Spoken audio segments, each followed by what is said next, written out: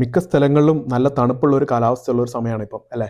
ഈ ഒരു സമയത്ത് തന്നെ വളരെയധികം ഇൻഫെക്ഷൻസ് സാധ്യത കൂടുതലുള്ള സമയമാണ്. അതുകൊണ്ട് തന്നെയാണ് സൗദി ഗവൺമെൻറ് ഇങ്ങനെ ഒരു നിർദ്ദേശം ഇറക്കിയിരിക്കുന്നത്. നമ്മൾ മലയാളികൾ ഇത് വളരെയധികം ഗൗരവത്തോടെ എടുക്കണം. കാരണം എത്ര തണുപ്പായാലും ഒരു ജാക്കറ്റോ അല്ലെങ്കിൽ ഒരു മാസ്ക് ഒക്കെ ധരിക്കാൻ വളരെയധികം മടിക്കുന്ന ആൾക്കാരാണ് നമ്മൾ. തണുപ്പ് കാലത്ത് അപ്പർ റെസ്പിറേറ്ററി ട്രാക്ട് ഇൻഫെക്ഷൻസ്, അതായത് തൊണ്ടവേദന, മൂക്കടപ്പ്, ജലദോഷം, ചുമ, പനിയൊക്കെ വളരെയധികം കൂടുന്നുണ്ട്. ഇതിൻ്റെ കാരണം എന്താണെന്ന് വെച്ചാൽ തണുപ്പ് കാലത്ത് വൈറസിന് തണുത്ത എയറിൽ കൂടുതൽ സമയം ജീവിക്കാൻ പറ്റും.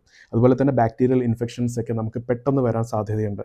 നമ്മുടെ ഇമ്മ്യൂണിറ്റി പവർ തണുപ്പ് കാലത്ത് കുറയാൻ സാധ്യതയുണ്ട്. അതുകൊണ്ട് തന്നെ ഈ ഒരു സമയത്ത് പുറത്തിറങ്ങുമ്പോൾ നമ്മുടെ ശരീരത്തിൻ്റെ ഉള്ളിലേക്ക് വരുന്ന തണുത്ത കാറ്റിൽ ബാക്ടീരിയാസ്, വൈറസസ് അടങ്ങിയിരിക്കാൻ സാധ്യത വളരെ കൂടുതലാണ്. അതുകൊണ്ട് മാസ്കും ജാക്കറ്റും ഇട്ട് നമ്മുടെ ശരീരത്തെ സംരക്ഷിക്കേണ്ടത് അത്യാവശ്യമാണ്. തണുപ്പ് കാലത്ത് എങ്ങനെയാണ് ഇൻഫെക്ഷൻ വരുന്നത് എന്നുള്ളത് ഈ വീഡിയോയിൽ നമുക്ക് നോക്കാം.